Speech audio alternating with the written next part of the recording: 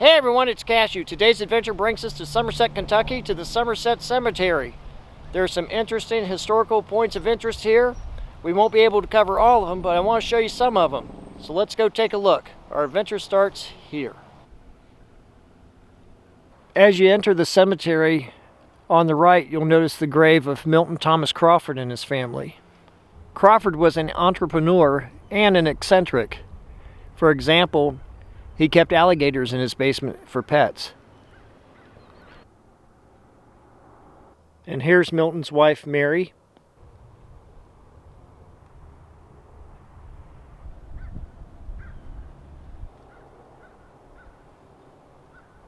Like other historical cemeteries, this cemetery has beautiful statuary. This marker has a very Art Deco look to it.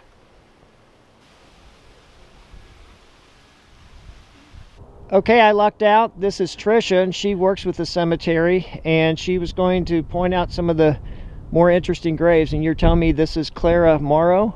Clara Morrow. Anyone who lives in Somerset will know Clara Morrow's name. She's quite a legend here. Her parents lived on the property where the Somerset Board of Education building is now, right next to the oldest high school here in the town. She passed away when she was 10 and a half years old from meningitis. And because her family was so well known in the area, everyone mourned her death, and it was this tragic thing. So after she died, several years after she died, her parents donated part of their property to become what was originally the school's football field. It's now a soccer field, and they named it the Clara Morrow Field. So for all these years, it's been known as the Clara Morrow Field. Legend has it that you can see her ghost sometimes on the field playing, because that used to be her yard, and people say they can still see her there. So there she is. Okay, and this is one of the graves that I came to see when I talked with you on the phone. This is William Fox's grave? Yes, William Fox. He was a large landowner here and the first county attorney in play. And then this was his property? Yes, this land and land far off from here. He owned a lot of land. I have heard that his first law office was here, just like a little wooden structure. Of course, he became wealthier and wealthier through the years, gaining all this land, and he has a rather large house that he ended up living in until his death. That's not far from here. But yes, this was his property. It started off, this whole cemetery started off as his family burial ground, and also as a burial ground for his slaves, who are right behind where we're standing. So they're all unmarked graves, but they're back there somewhere. And this is the section Tricia was telling me about, where the unmarked graves of Fox's slaves lie. And based on the research I had done, the cemetery itself was William Fox's orchard.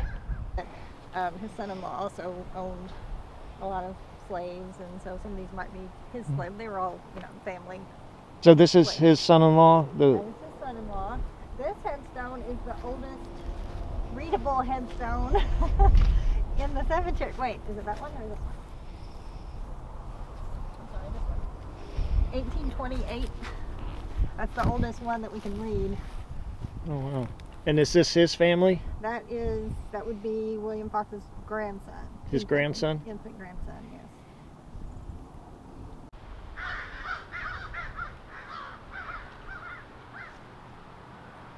Tricia had to leave, but before she left, she was pointing out this particular grave to me. This is the grave of little Mark Thatcher. And he was a little boy who, with some friends, was playing with bows and arrows and was accidentally killed. And where he lived is now the Museum of Paranormal Research. And it's believed that he haunts the Carnegie that's connected to the museum.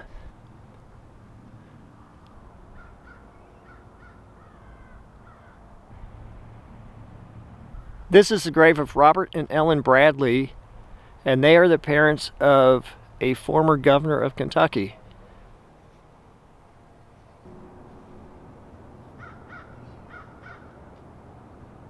On my way to the next thing I wanted to show you, I came across this headstone I thought it was really beautiful. I want to show it to you.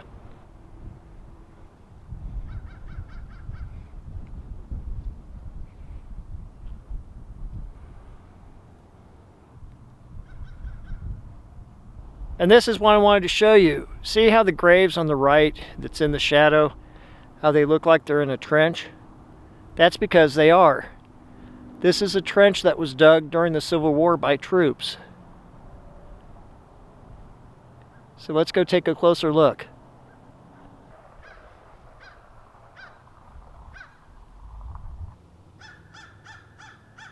Okay, so I'm standing in the trench right now, and you can see how high the ground would be from where I'm standing.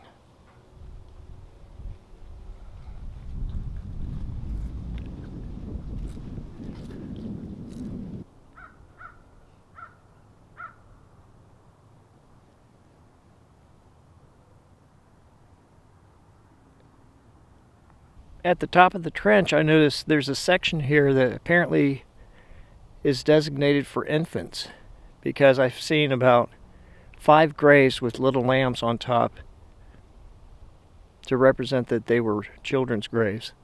Here's one of the graves I was telling you about that had the lamb on it. This child died at 1 year of age.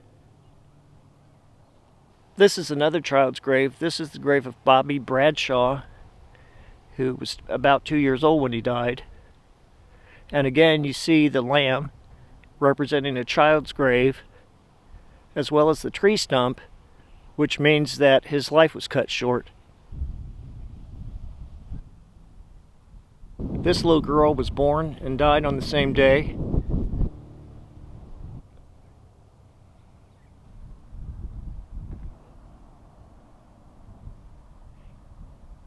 And here's another child's grave, and you see again a lamb represents a child and the tree stump represents a life cut short.